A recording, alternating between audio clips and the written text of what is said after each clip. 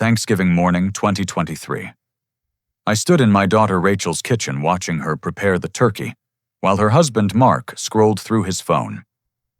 My grandchildren Emma and Jake played video games in the living room.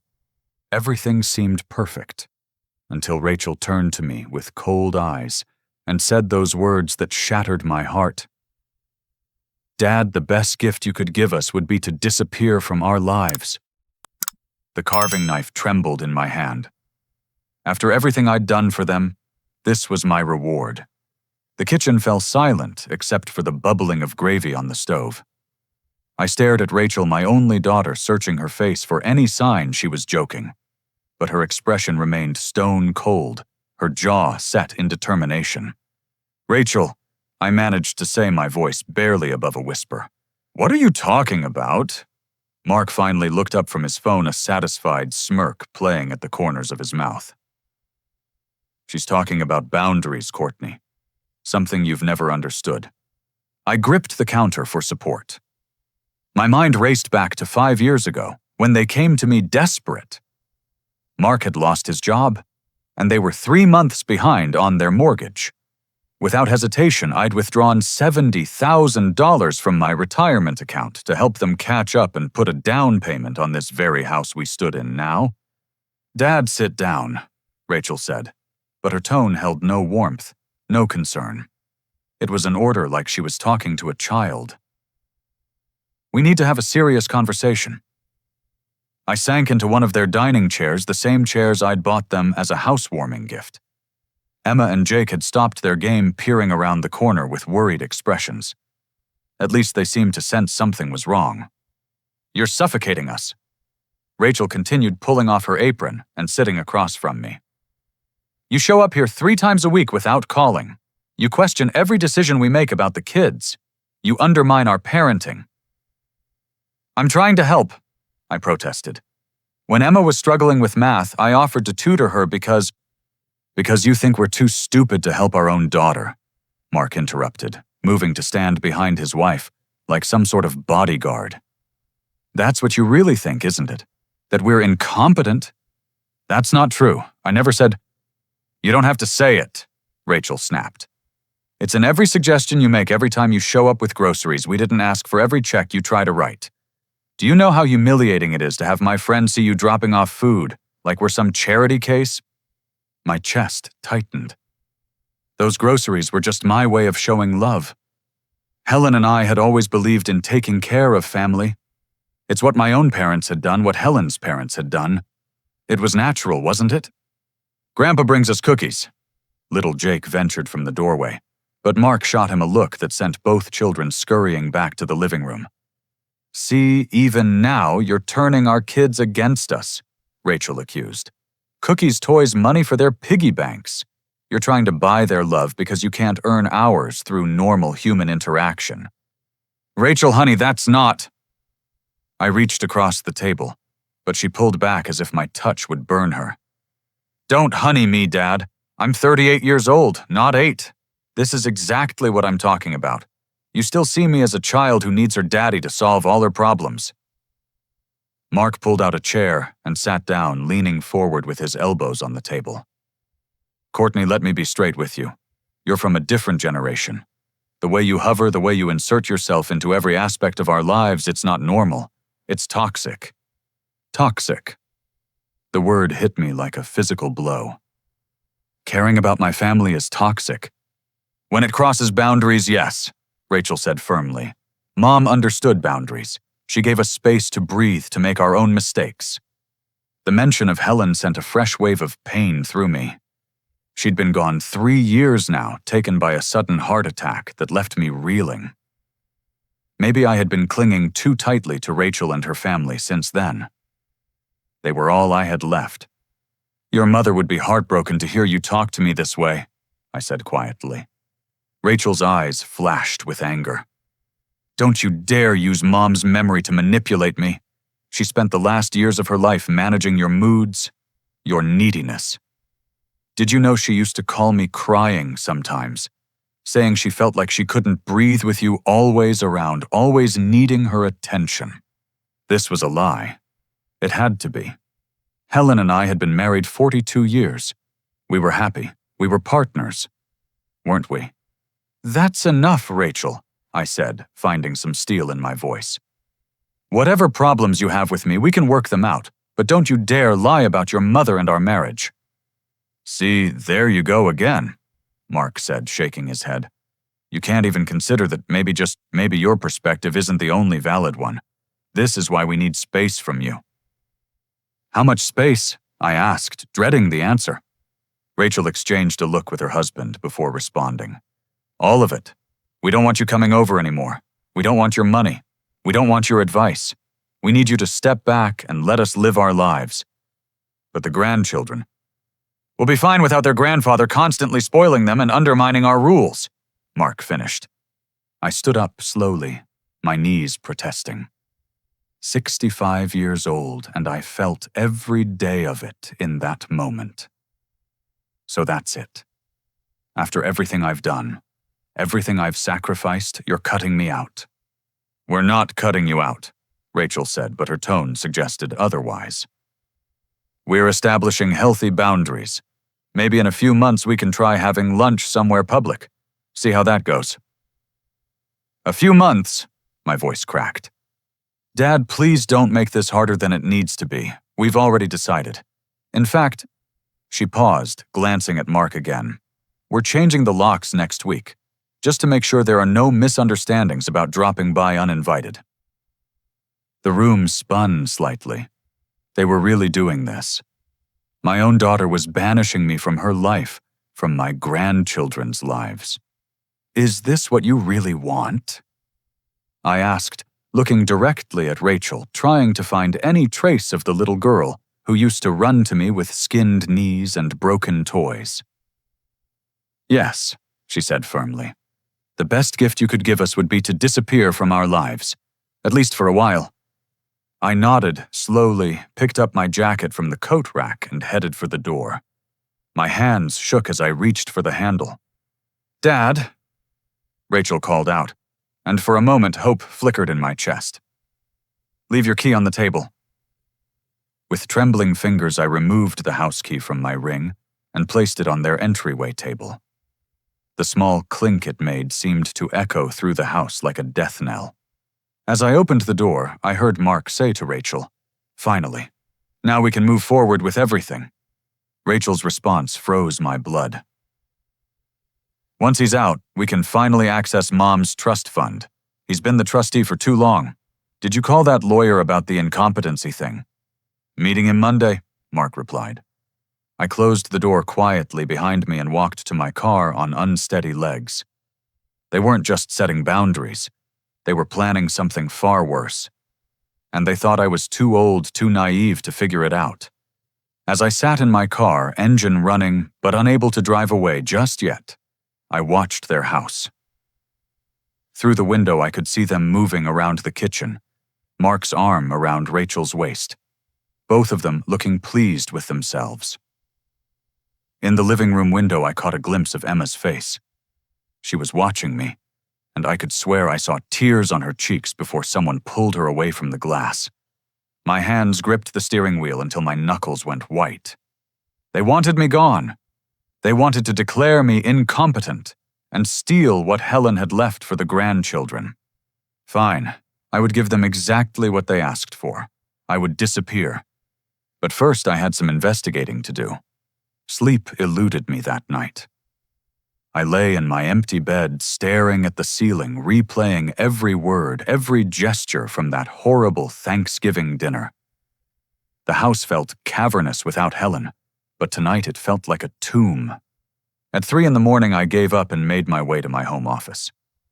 If Rachel and Mark were planning something involving Helen's trust fund, I needed to understand exactly what we were dealing with. I pulled out the filing cabinet where I kept all our important documents, my hands still unsteady from the emotional assault of the evening. The trust documents were exactly where I'd left them in a folder marked Helen's Legacy in her own handwriting. I spread them across my desk under the lamp's warm glow and began reading through them again, even though I knew them by heart. Helen had been wise. Wiser than I'd given her credit for, perhaps.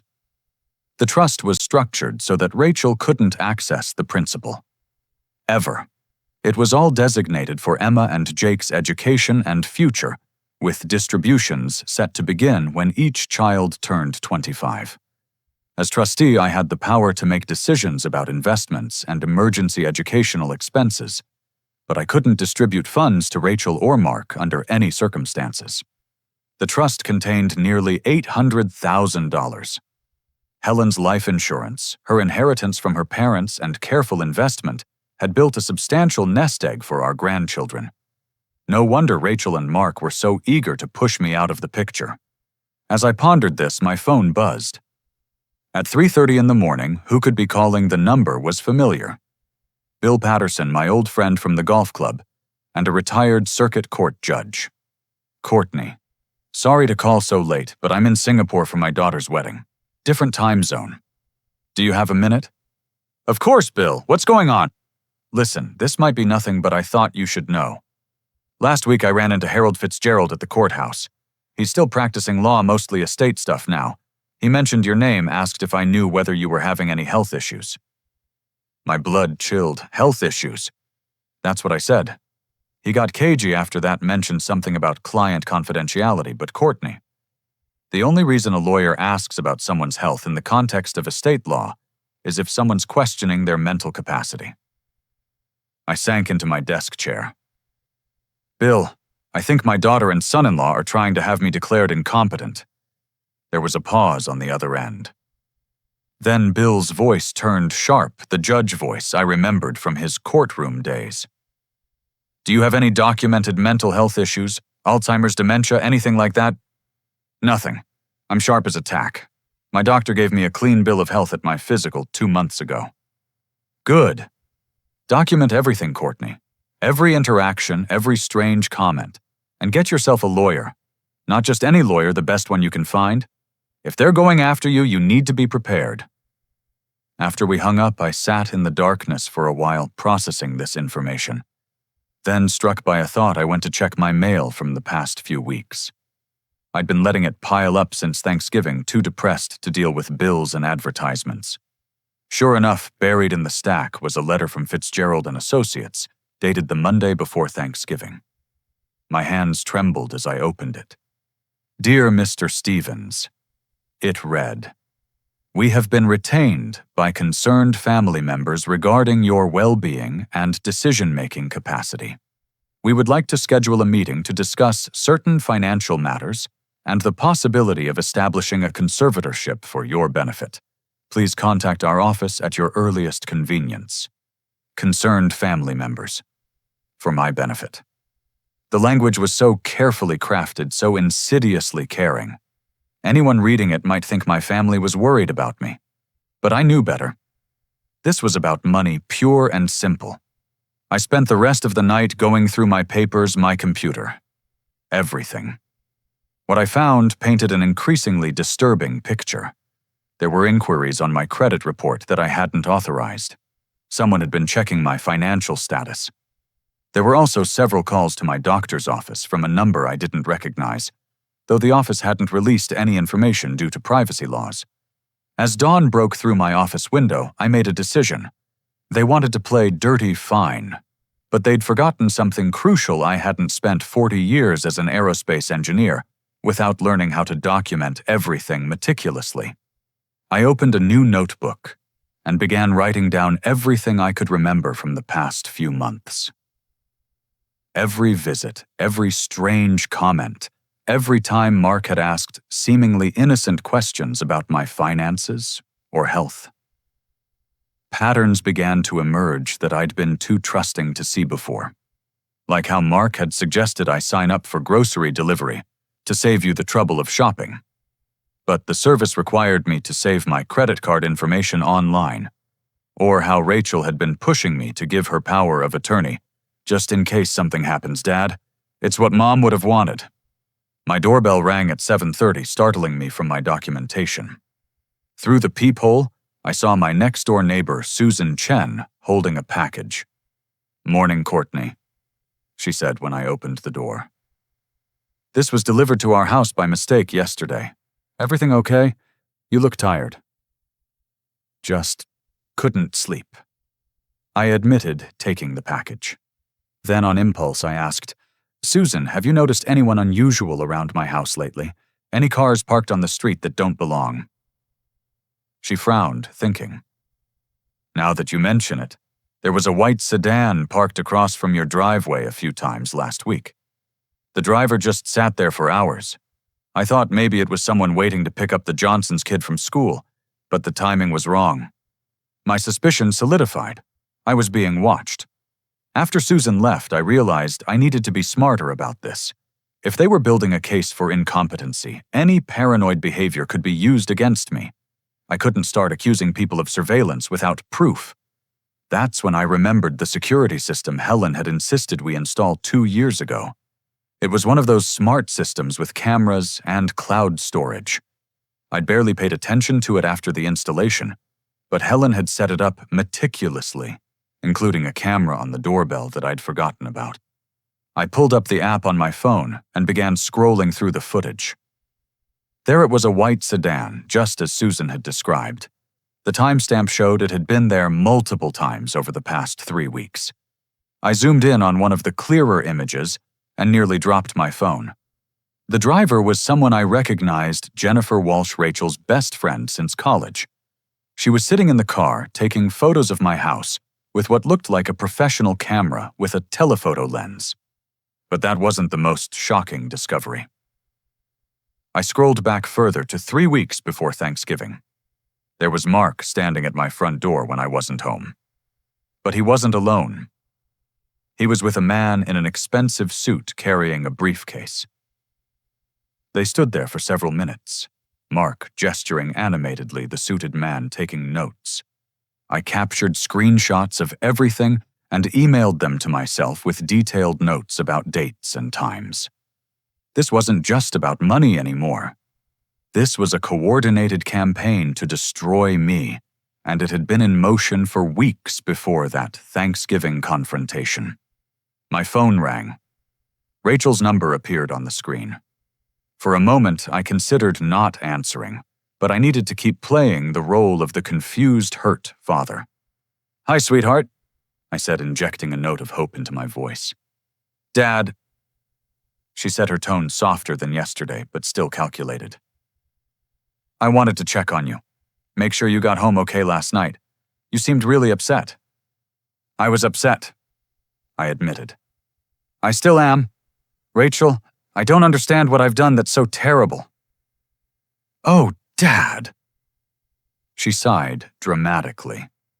"This is exactly what I mean. You can't even see it. Have you been taking your medications?" "What medications? I only take blood pressure pills and vitamins." "Are you sure? Sometimes at your age, it's easy to forget. Maybe you should see Dr. Morrison again. I could come with you, make sure you're getting the right care." The false concern in her voice made my skin crawl. She was building a narrative, the confused elderly father who couldn't remember his medications, who needed his daughter to accompany him to doctor visits. "I'm fine, Rachel. My memory is perfect." "If you say so, Dad." "But the offer stands. You know, Mark and I were talking, and we think maybe you should consider one of those nice retirement communities. Somewhere with people your own age, activities, medical staff on hand, just in case." "I'm 65, not 95.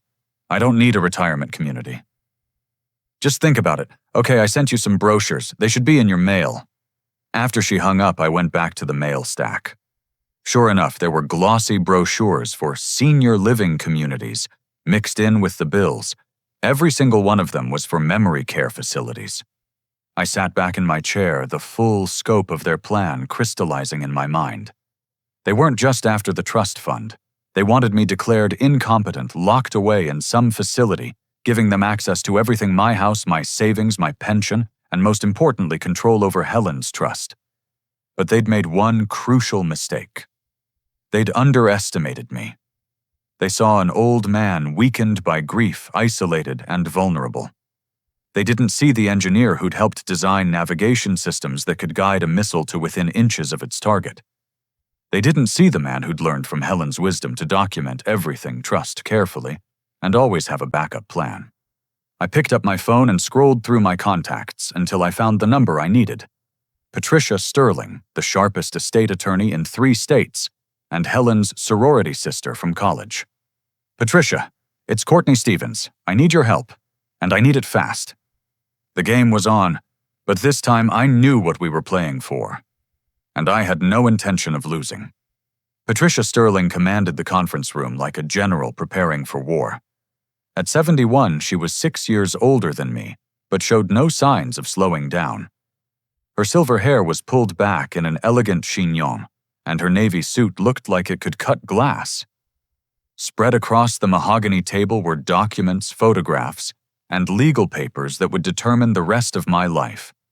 Courtney, she said, adjusting her reading glasses as she reviewed the security footage printouts I'd provided.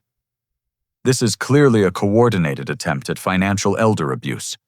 The surveillance the lawyer visit the memory care brochures, it's textbook.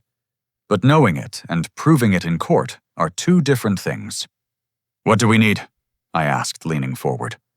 Evidence. Lots of it. And we need to move fast but carefully. If they get wind that you're onto them, they'll accelerate their timeline. She pulled out a legal pad and began writing. First, we need to document your mental capacity beyond any doubt. I'm scheduling you for a comprehensive neuropsychological evaluation with Dr. Sarah Winters. She's testified in dozens of competency cases. No one questions her credentials. When? Tomorrow morning. Next, we need to understand their financial situation. You mentioned they came to you for mortgage help 5 years ago. Any idea about their current finances? I shook my head.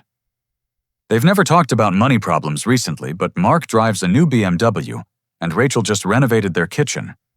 Patricia made a note. I'll have my investigator look into it. Now about this house situation. You said the mortgage is in your name. Yes.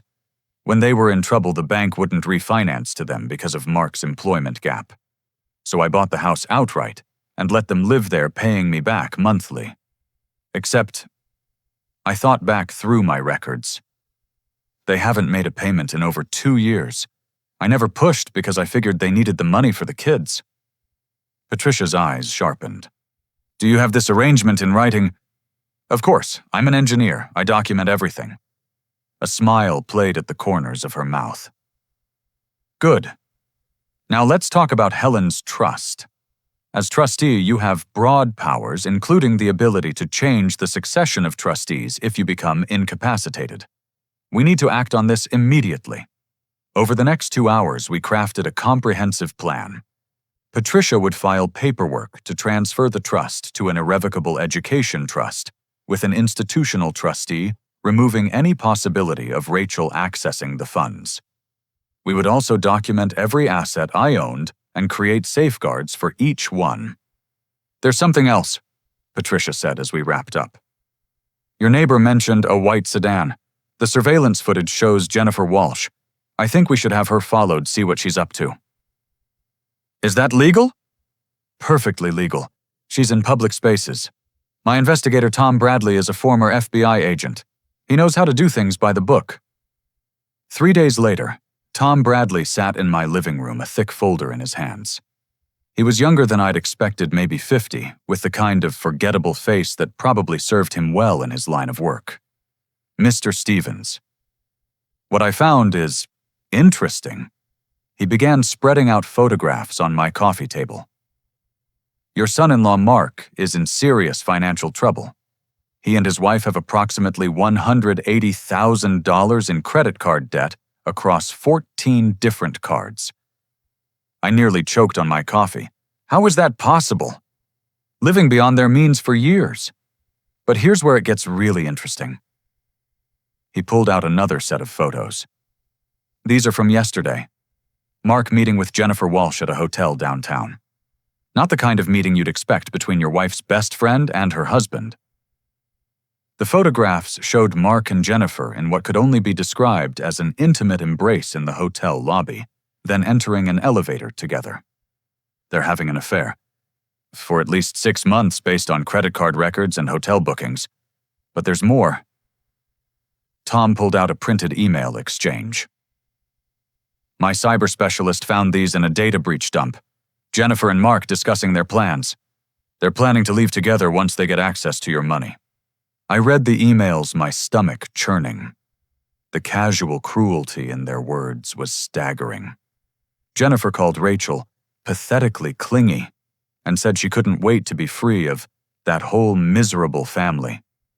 Mark's responses were worse, detailing how they'd use the trust money to start a new life in Costa Rica.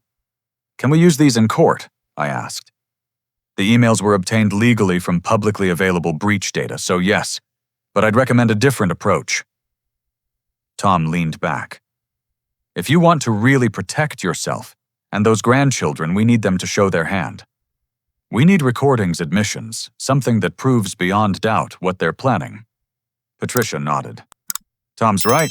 Right now we have circumstantial evidence. Strong, but not ironclad. Courtney, how do you feel about wearing a wire? The next week was a masterclass in strategic planning. While Patricia filed the trust paperwork and established legal safeguards, I prepared for my performance. The neuropsychological evaluation came back exactly as expected. I was in excellent cognitive health scoring in the 95th percentile for my age group in all categories. I also made some strategic moves of my own. My house, valued at $600,000, was sold to my nephew Thomas for $1, with a life estate that allowed me to live there until my death. This meant I owned virtually nothing on paper while maintaining my lifestyle. The cash from my savings was moved to accounts they couldn't touch, and my pension direct deposits were rerouted. But the masterstroke was the installation of security cameras throughout my house, all perfectly legal, since it was my property.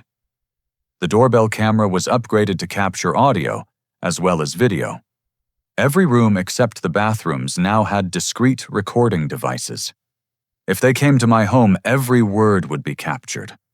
I called Rachel on a Tuesday morning exactly 2 weeks after that horrible Thanksgiving. Hi, sweetheart. I've been thinking about what you said, and you're right. I have been too involved. I want to apologize and maybe talk about how we can move forward. The eagerness in her voice was almost pitiful. Oh, Dad, that's wonderful. I knew you'd come around once you had time to think about it. I was wondering if you and Mark could come by this weekend. I'm thinking about making some changes, maybe even looking into those retirement communities you mentioned. And I want to update my will to make sure everything is properly handled. This weekend, absolutely. How about Saturday afternoon? Perfect.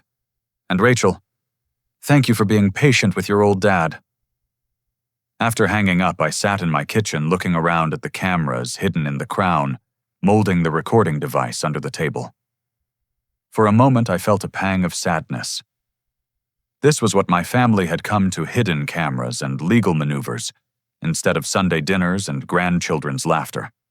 But then I remembered those emails, the surveillance photos, the casual planning of my destruction. They'd made their choice. Now I would make mine. Friday evening, Patricia called with an update. The trust transfer is complete. No matter what happens, they can't touch the children's money. Also, Tom discovered something interesting. Mark's company is under federal investigation for wire fraud. He doesn't know it yet, but the FBI has been building a case for months. Should we tell them? Absolutely not. Let's see how this plays out. Oh, and Courtney. When they come tomorrow, stick to the script we discussed. Get them talking, but don't entrap them. We need their own words to hang them. I spent Friday night reviewing my notes, practicing my performance. I needed to appear vulnerable, but not suspiciously so. Confused, but not incompetent. It was a delicate balance. As Saturday approached, I found myself thinking about Helen. She would have been heartbroken to see what Rachel had become. Or would she? Had she seen signs I'd missed? Those claims about Helen calling Rachel to complain about me still stung, but I suspected they were lies designed to hurt me. I walked through our bedroom, touching her things that I'd left exactly as they were. Her reading glasses on the nightstand, her robe on the bathroom hook. Maybe I was holding on too tight to the past. But that didn't justify what Rachel and Mark were doing. Saturday morning, I prepared carefully. I took my blood pressure medication, made sure I looked slightly disheveled, but not concerningly so. I left some bills scattered on the kitchen table, including the memory care brochures Rachel had sent with handwritten notes in the margins, as if I'd been seriously considering them. Everything was set. The cameras were recording. Patricia was on standby. Tom Bradley was parked down the street in case anything went wrong. As I watched their car pull into my driveway through the window, I took a deep breath. They thought they were coming to claim their prize to manipulate a confused old man into signing away his life. They had no idea they were walking into a trap of their own making. The doorbell rang. Showtime. The year turned faster than I expected. After that revealing Saturday meeting where Rachel and Mark had shown their true colors on camera, spewing their plans while thinking I was too addled to understand I'd maintained my distance, I played the part of the hurt, confused father, sending occasional texts that went unanswered, leaving voicemails that were never returned. Patricia and I spent months building our case. The recordings from that Saturday were damning. Mark, emboldened by my apparent frailty, had actually bragged about his plans with Jennifer. Rachel had cooed over my signatures on documents she thought gave her power of attorney, but were actually just copies Patricia had prepared for this purpose. Every word, every dismissive laugh, every cruel aside about my declining mental state was captured in high definition. Tom Bradley's investigation had uncovered even more dirt.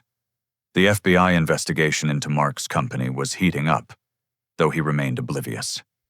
Jennifer had been slowly moving money from her own husband's business accounts, preparing for her escape with Mark. It was a web of deceit that would have been impressive if it weren't so despicable. As October arrived, I put the next phase of my plan into motion. I called Rachel, my voice carefully modulated to sound weary and defeated. "Rachel, it's Dad. I know you haven't wanted to talk to me, and I understand. But Thanksgiving is coming up, and I was hoping we could try again." She didn't respond immediately. I could hear her covering the phone muffled conversation with Mark in the background. "Dad," she finally said, her tone cautious. "I don't know if that's a good idea. Last Thanksgiving was difficult." "I know, sweetheart. That's why I want to make it right. I've been doing a lot of thinking seeing that therapist you recommended." I hadn't, of course, but the lie rolled off my tongue easily now. "I want to apologize properly. To you, to Mark, to the kids, and I have something important to discuss about the future." "What kind of something?" The greed in her voice was barely concealed. "Well, I've been looking at those retirement communities you suggested, and I've been working with a lawyer to get my affairs in order. Your mother's trust the house everything. I realize I can't manage it all anymore." The silence on the other end was deafening. I could practically hear the gears turning in her head. "Let me talk to Mark," she said quickly. "Maybe we could work something out." 3 days later, she called back. "Dad, we'd be happy to have Thanksgiving with you. But maybe it would be better at your house, more space for everyone, and the kids have such good memories there." Perfect. She'd taken the bait exactly as I'd hoped. "That would be wonderful," I said, injecting a note of pathetic gratitude into my voice. "I'll prepare everything, just like old times." "Actually, Dad let me help with the cooking. I'll come early to get things started. You shouldn't have to do all that work yourself with everything you're dealing with." "That's very thoughtful, sweetheart." As soon as I hung up, I called Patricia. "They're coming." "Excellent. I'll have everything prepared. Are you sure you want to go through with this? Once we start, there's no going back." "I'm sure. They made their choice. Now they get to live with the consequences." The next 3 weeks were spent in careful preparation. I met with Patricia almost daily, refining our approach. The house was ready, cameras checked and double-checked. I'd even hired a professional chef to prepare the meal, though I'd make it look like I'd cooked everything myself. Most importantly, I prepared the documents. The ones that looked like they were signing over control of everything to them, but were actually something quite different. November the 23rd arrived cold and crisp. I woke early, my stomach tight with anticipation. Today would either be my greatest triumph or my greatest disaster. I dressed carefully in my favorite cardigan, the one Helen had given me for our 40th anniversary. I wanted to look like the harmless grandfather they expected to find. In the mirror, I practiced my confused expressions, my slightly vacant smile. The turkey was in the oven by noon, filling the house with familiar aromas that made my heart ache for better times. I set the table with Helen's china, the Thanksgiving decorations Emma and Jake had made in elementary school, placed carefully around the room. Rachel arrived at 2 o'clock, Mark and the kids trailing behind. She swept into the kitchen with an energy I recognized the hunt was on. "Dad, you look tired," she said, not bothering with a hello. "Have you been sleeping?" "Not as well as I used to," I admitted truthfully. "Hard to sleep in an empty house." She made sympathetic noises while her eyes scanned the kitchen. I'd left some bills on the counter, bank statements, visible, everything she'd want to see to confirm my vulnerability. "Grandpa!" Emma rushed to hug me, and for a moment my resolve wavered. She was 14 now, growing so fast. Jake, 12, hung back, but I saw the conflict in his eyes. "Hey kids, I missed you both so much." Mark entered last, and I noticed something different about him. He seemed nervous, constantly checking his phone. Jennifer must be wondering where her plan stood. "Courtney," he said with a nod. No handshake, no pretense of warmth. "Mark, thank you for coming. I know things have been difficult." We fell into an awkward rhythm of meal preparation, Rachel hovering, trying to guide me through tasks I could do in my sleep. The kids escaped to the living room to watch football. Mark paced, taking calls in the backyard. As we worked, Rachel kept probing. "So, Dad, you mentioned you've been thinking about the future." "Yes," I said, letting my hands shake slightly as I peeled potatoes. "I realize I can't keep going like this. The house is too much. Managing Mom's trust is complicated. I need help." "We're here for you, Dad. Family takes care of family." The irony of her words almost made me laugh. Dinner was served at 4. We gathered around the table and I insisted on saying grace, something I hadn't done in years. "Lord, thank you for this food, for this family, for the chance to be together. Help us to see the truth in all things and to act with wisdom and justice. Amen." Rachel and Mark exchanged glances at the unusual prayer, but said nothing. The meal progressed with forced conversation. Emma talked about her school play. Jake showed me his report card, straight A's that made me proud. For moments, it felt almost normal. As we cleared the main course, I stood slowly, bracing myself on the table for effect. "Before dessert, I have something I want to say, and something I need to do." Everyone looked at me expectantly. "Last Thanksgiving, you told me the best gift I could give would be to disappear from your lives." Those words nearly broke me. I let my voice waver. "But you were right. I've been holding on too tight, trying to control things I shouldn't. So I'm ready to give you that gift."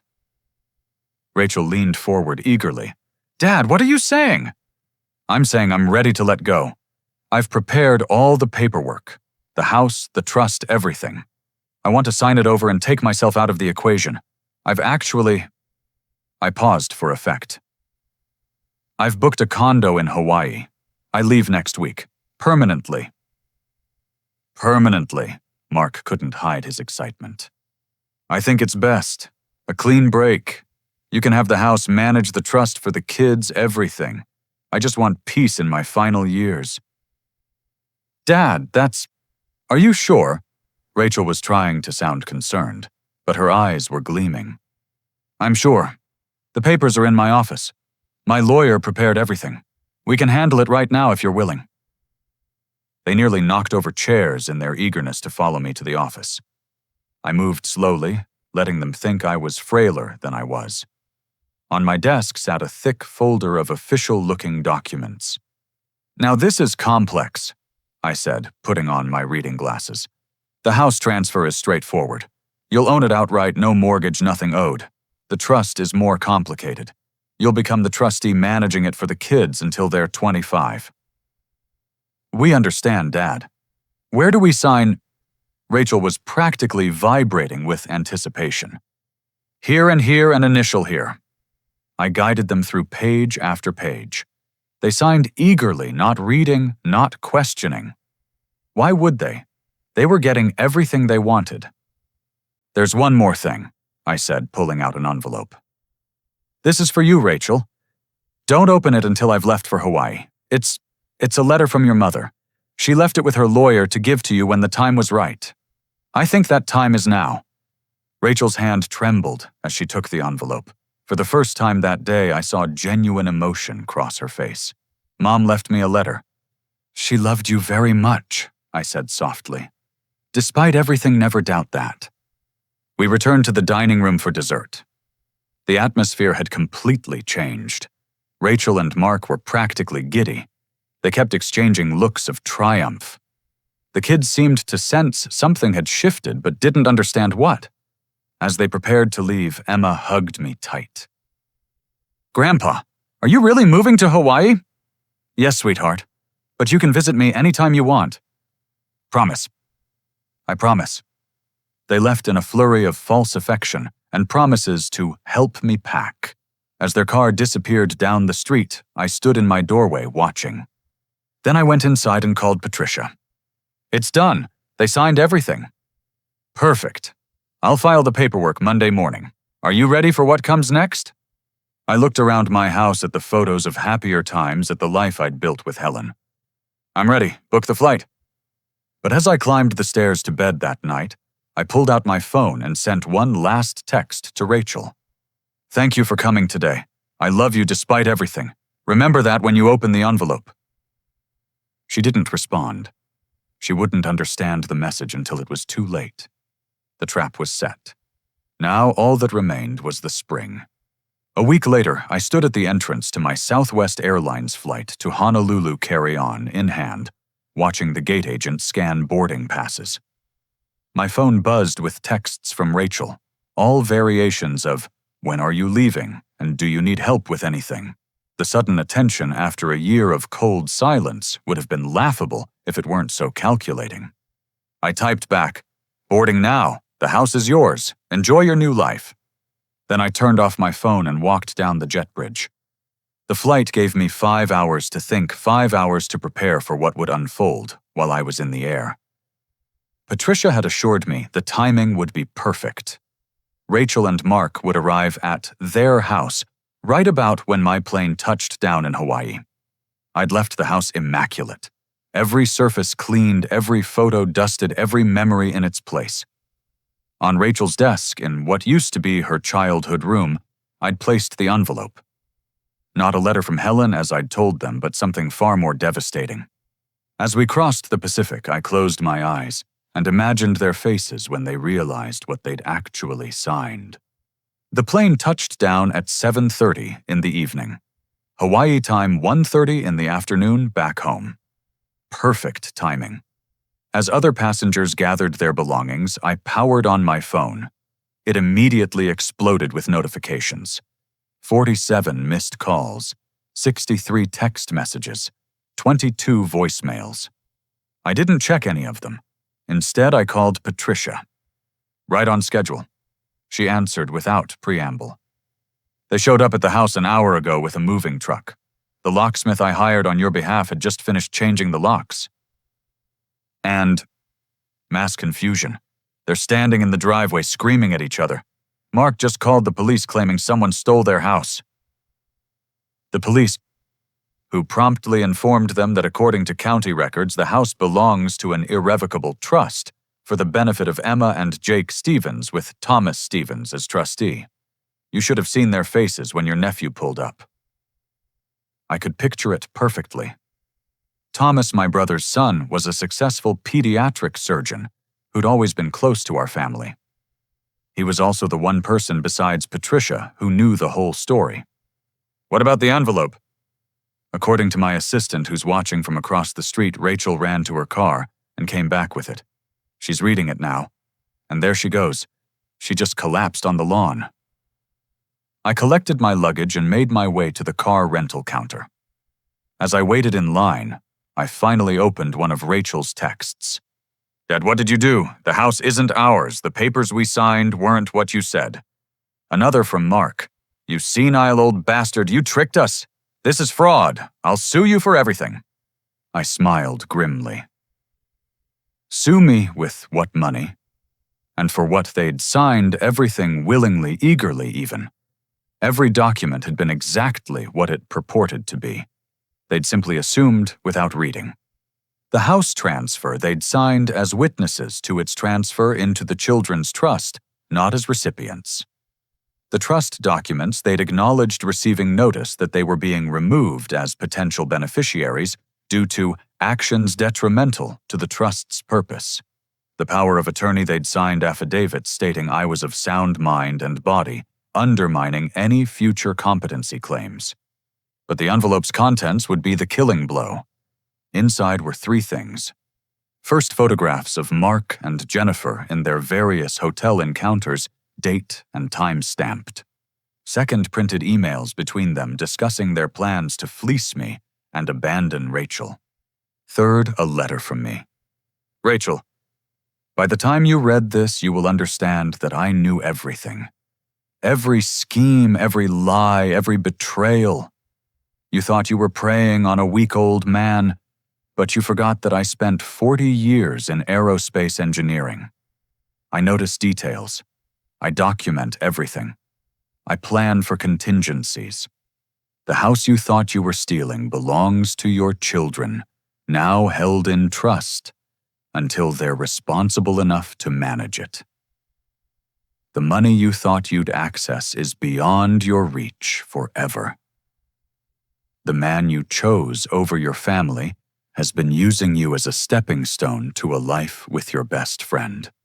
But here's what hurts most. I would have given you everything willingly if you'd just asked. If you'd come to me with your troubles instead of your schemes. If you'd treated me as a father instead of a target. Your mother didn't leave you a letter because she didn't need to. She said everything she needed to say while she was alive. She loved you, but she also knew your nature.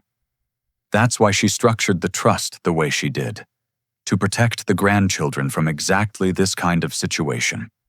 You have a choice now. You can waste money you don't have on lawyers who will tell you there's nothing to be done. Or you can accept the consequences of your actions and start rebuilding your life.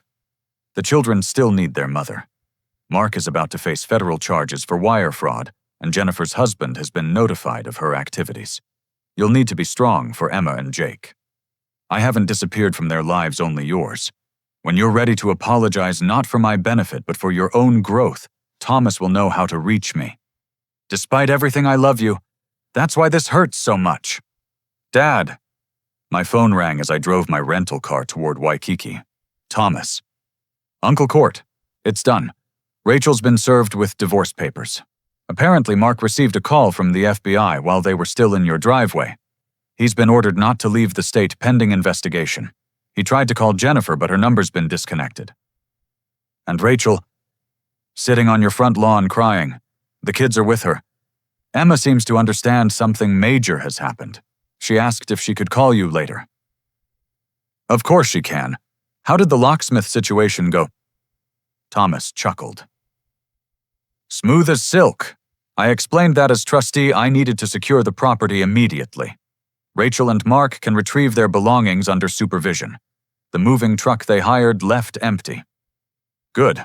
And the financial accounts? All frozen pending the divorce. Mark won't be able to run with whatever money he's hidden. Oh, and Patricia wanted me to tell you that Jennifer's husband filed charges against her for embezzlement this morning. Apparently, your private investigator shared some information with him. The sun was setting over the Pacific as I pulled into the parking garage of my rental condo. It wasn't fancy, just a simple 1-bedroom with an ocean view, but it was paid for 6 months in advance, giving me time to figure out my next steps. As I unpacked, my phone rang. Emma's number. Grandpa. Her voice was small, scared. Hi, sweetheart. Are you okay? Mom's really upset. Dad left. He said bad words and drove away. Mom won't tell me what's happening. I know, honey. Sometimes adults make mistakes and have to face consequences. But none of this is your fault or Jake's okay. Are you really in Hawaii? I am, looking at the ocean right now. Can we really visit like you promised? Absolutely. Maybe for spring break we could go snorkeling, see the sea turtles. That sounds nice. She paused. Grandpa Mom keeps saying you tricked her. Did you? I thought carefully about my response. No, sweetheart. I just stopped letting her trick me. Oh, another pause. I love you, Grandpa. I love you too, Emma. Both you and Jake. That will never change.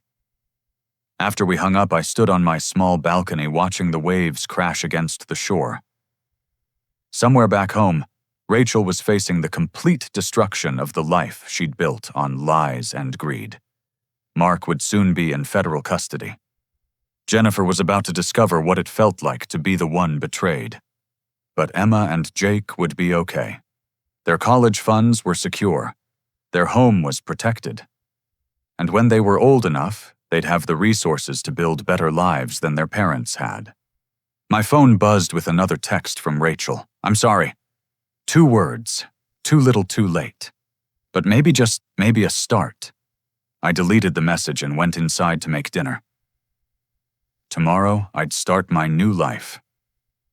Tonight, I'd watch the sunset and think about Helen, who'd somehow seen all this coming and prepared accordingly.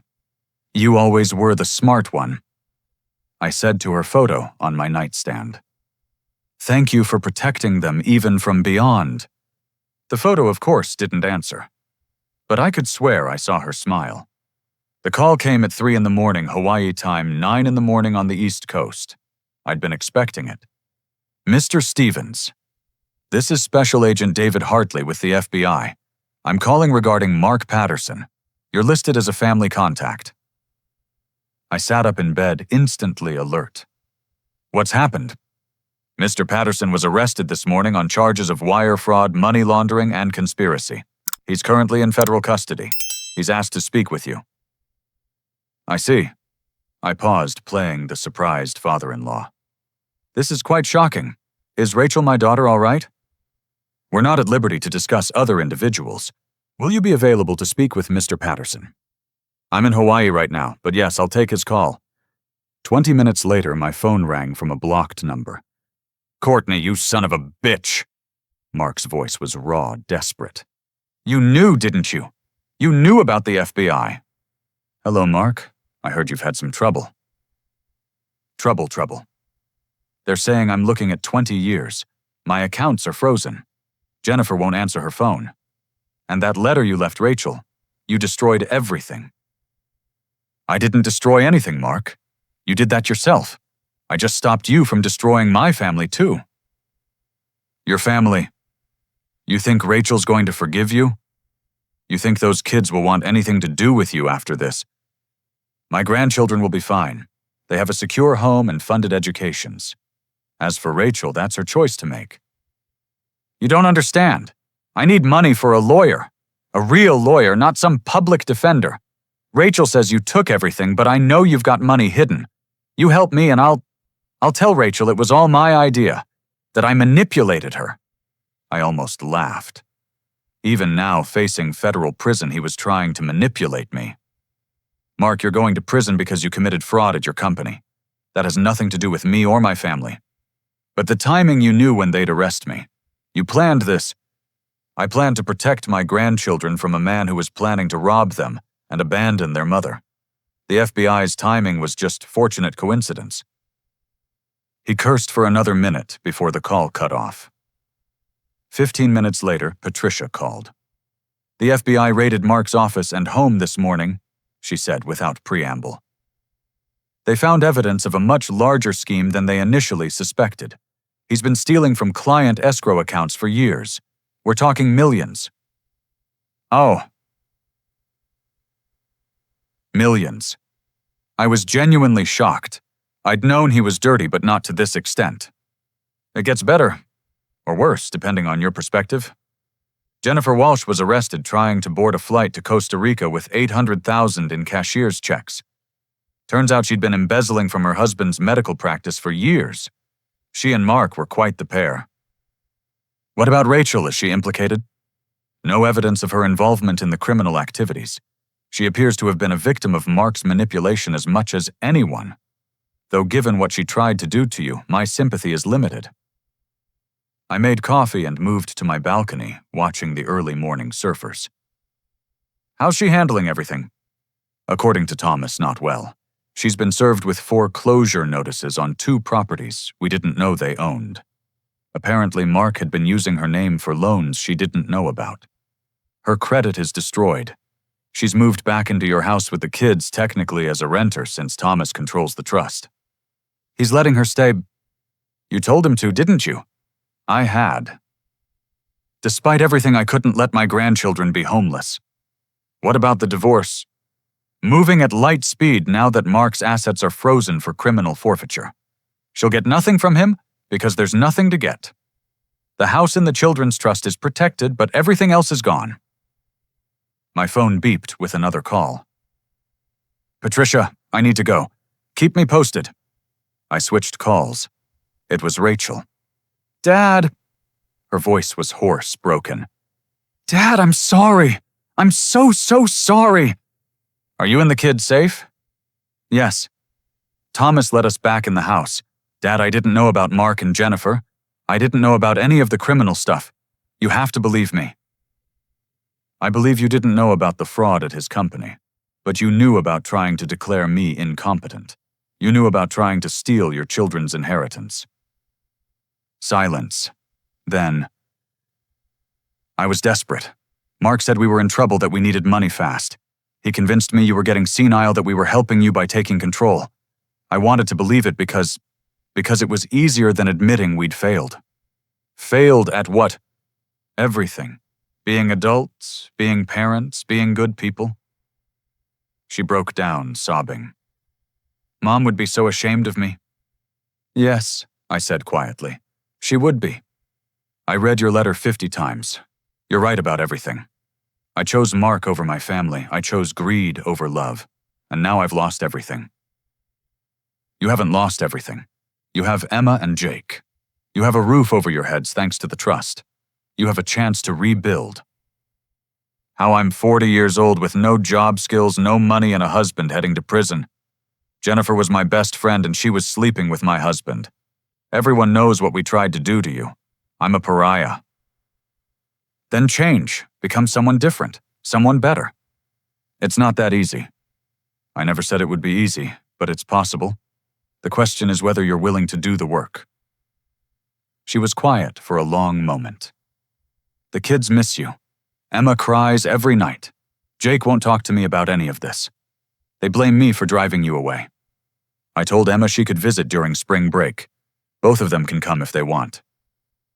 What about me? Her voice was small, childlike. Could I ever? Not yet. Maybe not ever.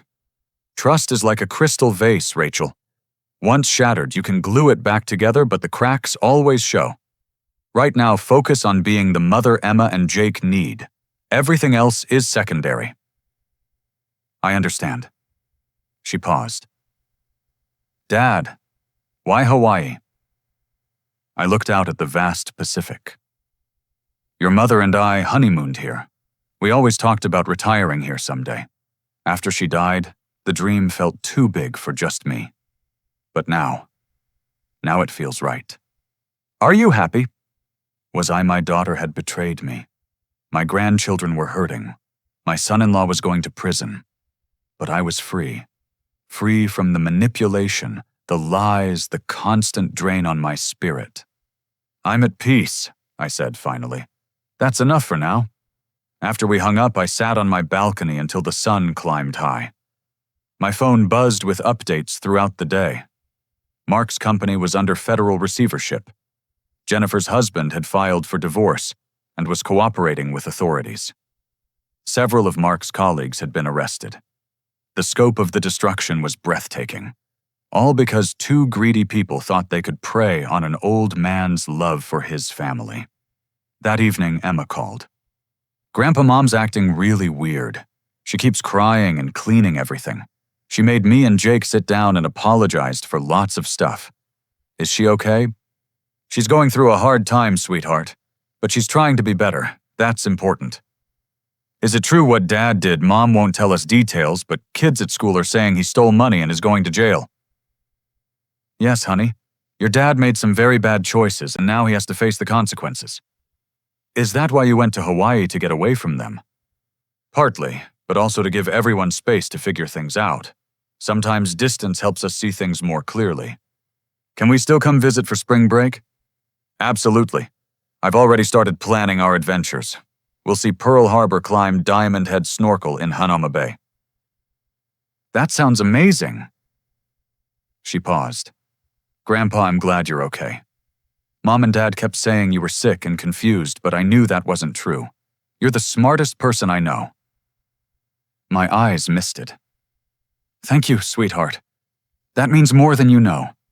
2 weeks later, I received a package forwarded by Thomas. Inside was a letter from Rachel and 2 drawings from the kids. Jake had drawn a picture of the family with me standing off to the side, but still connected by a rainbow. Emma had written a poem about grandfathers being like lighthouses guiding ships through storms. Rachel's letter was lengthy, detailing her therapy sessions, her job search, her efforts to make amends. She'd joined a support group for families affected by financial crimes. She was volunteering at a food bank, remembering what it felt like to need help. I don't expect forgiveness, she wrote. I just want you to know that I'm trying. Every day I'm trying to be someone you and Mom wouldn't be ashamed of, someone the kids can look up to again. It's the hardest thing I've ever done, but it's also the most important. Your gift wasn't the house or the trust. It was the wake-up call. Thank you for loving me enough to let me fall. I folded the letter carefully and placed it in a drawer. Maybe someday I'd be ready to respond. Maybe someday the wounds would heal enough for us to build something new. But not today. Today I had a paddleboarding lesson at sunset. Today I had my own life to live. As I walked down to the beach, my phone buzzed with one final text from Patricia. Mark Patterson pled guilty to all charges. 22 years federal time. Jennifer Walsh, 15 years. Both ordered to pay full restitution. Your grandchildren's trust has been named as a victim for recovery purposes. I deleted the message and turned off my phone. The past was settled. The future was uncertain. But the present. The present was a beautiful Hawaiian evening, warm sand between my toes, and the peace that comes from knowing you did the right thing even when it hurt. Especially when it hurt. 6 months had passed since that fateful Thanksgiving when I'd turned the tables on those who sought to destroy me. March in Hawaii was spectacular, with gentle trade winds and perfect temperatures. I'd established a routine sunrise walks on the beach, breakfast at the local cafe where they knew my name, volunteer work at the Maritime Museum 3 days a week, and sunset from my balcony with a good book. But this week would be different. This week, Emma and Jake were coming to visit. I waited at the airport, lei in hand, watching for my grandchildren among the crowd of arriving passengers. When I finally spotted them, my heart nearly stopped. Emma had grown at least 2 inches, her hair longer, her face more mature. Jake, always small for his age, seemed to have gained confidence, if not height. They saw me at the same moment and broke into runs. Grandpa! They crashed into me together, and I held them tight, breathing in their familiar scents, feeling whole for the first time in months. Aloha, my loves, I said, placing the lei around Emma's neck and then Jake's. Welcome to Hawaii. The first few days were magical. We explored tide pools where Jake discovered his passion for marine biology. Emma conquered her fear of heights by jumping off the rocks at Waimea Bay. We ate shave ice, learned basic ukulele, and talked story with locals who'd adopted me into their community. On the 4th night, as we sat on the balcony watching the sunset paint the sky in impossible colors, Emma finally asked the question I'd been expecting. Grandpa, are you ever coming home? I looked at these 2 precious souls, thinking carefully about my answer. This is my home now, sweetheart. But that doesn't mean I'm gone from your lives. You can visit, I can visit, We have video calls. The distance is just geography." "But what about Mom?" Jake asked quietly. "She's different now, better different. She doesn't yell anymore and she actually listens when we talk. She even got a job." "What kind of job?" I was genuinely curious. "She's working at a law firm," Emma said. "Not as a lawyer, but helping people who've been scammed or had family members steal from them. She says she understands what they're going through." I nodded slowly. "That sounds like a good fit for her." "She wrote you another letter," Jake said, pulling an envelope from his backpack. "She didn't ask us to give it to you, but I think she hoped we would." I took the envelope, but didn't open it. "Thank you. I'll read it later." That night after the kids were asleep, I sat on my balcony and opened Rachel's letter. "Dear Dad, the children don't know I'm writing this. I've stopped trying to manipulate situations, even small ones. It's part of my recovery. I wanted you to know what's happened since November. I've been in therapy twice a week. Dr. Martinez says I have narcissistic tendencies, learned from years of Mark's influence, but that I can change. I'm trying, Dad. Every single day I'm trying. I got a job at Legal Aid, helping victims of financial abuse. The irony isn't lost on me. My first client was an elderly man whose son had stolen his retirement. I had to excuse myself to throw up. But I came back and I helped him, and maybe that's a start. Mark was sentenced to 22 years. I didn't go to the hearing, but his lawyer sent me a statement. He blamed everyone but himself, including you, especially you. He still doesn't understand that you simply protected yourself and the children from our greed. Jennifer is serving her time in a different facility. Her husband divorced her and moved to California with their kids. Sometimes I wonder if she ever really was my friend, or if she was always just waiting for her chance. I suppose it doesn't matter now. The children are thriving despite everything." Emma made honor roll and joined the debate team. Jake is obsessed with marine biology thanks to some documentary series. They talk about you constantly. You're their hero dad. The grandfather who loved them enough to ensure their future, even when their parents tried to steal it. I've enclosed something else in this envelope. It's not much, but it's important to me. I don't expect forgiveness. I don't expect reconciliation. I just wanted you to know that your daughter, the one you raised to be better than she became, is fighting her way back. With love and remorse, Rachel. I reached into the envelope and pulled out a check. It was for $500 made out to me. In the memo line, she'd written, "First payment on what I owe you." I stared at it for a long time. She had no job skills, was starting from scratch at 40, and she was trying to pay me back. It would take her a lifetime to repay the $70,000 I'd given them for the house. But this wasn't about the money. It had never been about the money. I photographed the check and tore it up, letting the pieces flutter away on the ocean breeze. The rest of the week flew by too quickly. We visited Pearl Harbor, where Jake stood transfixed by the oil still leaking from the Arizona. We hiked Diamond Head at sunrise, Emma pushing me to keep up. We swam with sea turtles, ate too much poke, and created memories that would have to sustain us until summer. On their last night, we had dinner at Duke's, watching the hula dancers and listening to the waves. Both kids were subdued, knowing our time was ending. "Grandpa," Emma said suddenly, "what if Mom came to visit too? Not now, but maybe someday." I looked at my granddaughter, so much like Helen in her desire to fix broken things. "Maybe someday," I said carefully. "Healing takes time. Trust takes longer to rebuild. But it's possible. Many things are possible, sweetheart, but possible and promised are different things." The next morning at the airport was harder than I'd expected. Jake clung to me, this boy who'd grown too cool for hugs before everything fell apart. Emma was crying openly. "Summer will be here before you know it," I promised. "And this time you can stay for 2 weeks. Can we go to the Big Island, see the volcanoes?" Jake asked through his tears. "Absolutely. We'll do all the islands eventually. This is your second home now."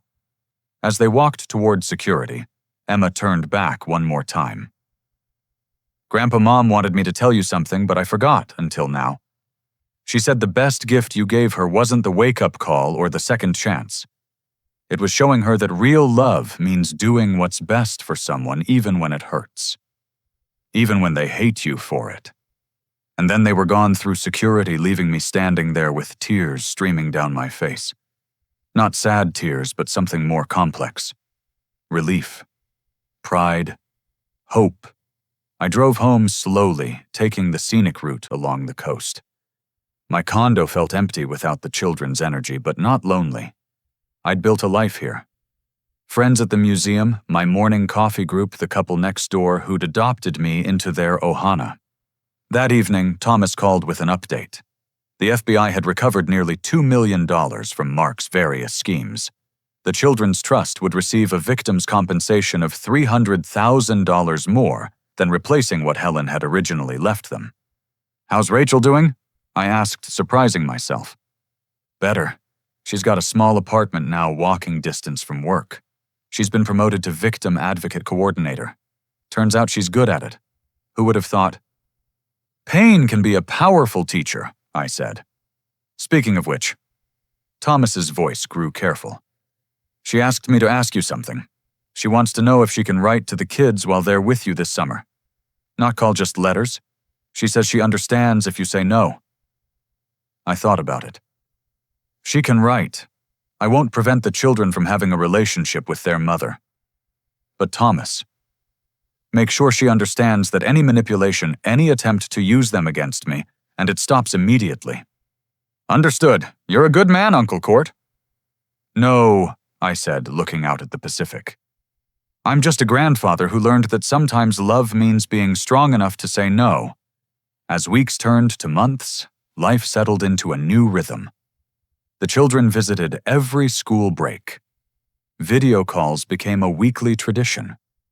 Rachel's letters to them were respectful, focusing on their lives, not our rift. One day a package arrived from Rachel.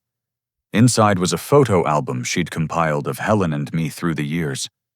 Pictures I'd never seen, moments I'd forgotten. A note was tucked inside. "I found these while cleaning out the storage unit. They belong with you.